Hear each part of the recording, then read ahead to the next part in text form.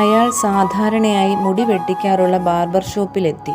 മുടി വെട്ടുന്നതിനിടയിൽ അവർ ധാരാളം സംസാരിക്കാറുണ്ട്. അന്ന് സംസാരമധ്യേ അയാൾ ദൈവത്തെക്കുറിച്ച് പറഞ്ഞു. ബാർബർ പറഞ്ഞു, നിങ്ങൾ പറയുന്നത് പോലെ ഒരു ദൈവമുണ്ടെന്ന് ഞാൻ കരുതുന്നില്ല. അയാൾ ചോദിച്ചു, എന്താണ് കാരണം? ബാർബർ പറഞ്ഞു, ഒരു ദൈവം ഉണ്ടായിരുന്നെങ്കിൽ ഇന്ന് ലോകത്തിൽ നടക്കുന്ന അനീതിയും അക്രമവും കൊലപാതകവുമെല്ലാം സംഭവിക്കുമായിരുന്നുവോ? എത്രയധികം ആളുകളാണ് രോഗത്താൽ കഷ്ടപ്പെടുന്നത്. അയാൾ സംസാരം നിർത്തി. മുടി വെട്ടിക്കഴിഞ്ഞ് റോഡിലേക്ക് ഇറങ്ങുമ്പോൾ അയാൾ പറഞ്ഞു, ഈ ദേശത്തെങ്ങും ഒരു ബാർബർ ഇല്ലല്ലോ. ബാർബർ ചോദിച്ചു, നിങ്ങൾ എന്താണ് പറയുന്നത്?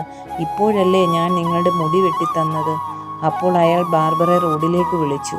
മുടിയും താടിയും നീട്ടി വളർത്തി ചീകി ഒതുക്കാതെ വികൃതനായി നടക്കുന്ന ഒരു മനുഷ്യനെ ചൂണ്ടിക്കാട്ടി പറഞ്ഞു, ഒരു ബാർബർ ഉണ്ടായിരുന്നെങ്കിൽ ഇയാൾ ഇങ്ങനെ നടക്കേണ്ടി വരുമായിരുന്നുവോ?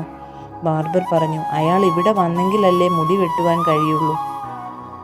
അയാളുടെ പിന്നാലെ ചെന്ന് മുടി വെട്ടുവാൻ സാധ്യമല്ലല്ലോ. അയാൾ പറഞ്ഞു, വളരെ ശരിയാണ്. ഇത് തന്നെയാണ് ദൈവത്തെ സംബന്ധിച്ച കാര്യവും.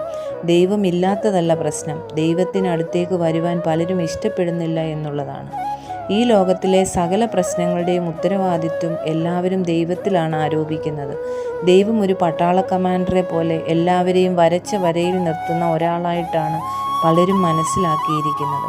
എന്നാൽ ദൈവം സ്നേഹമൂർത്തിയും ദീർഘക്ഷമയുള്ളവനുമാണ്. നാം ദൈവേഷ്ടം ചെയ്യണമെന്നാണ് ദൈവത്തിൻ്റെ ആഗ്രഹം. എന്നാൽ അതേക്കാൾ അധികം നമുക്ക് നൽകിയ സ്വാതന്ത്ര്യത്തെ മാനിക്കുന്നവനാണ് ദൈവം.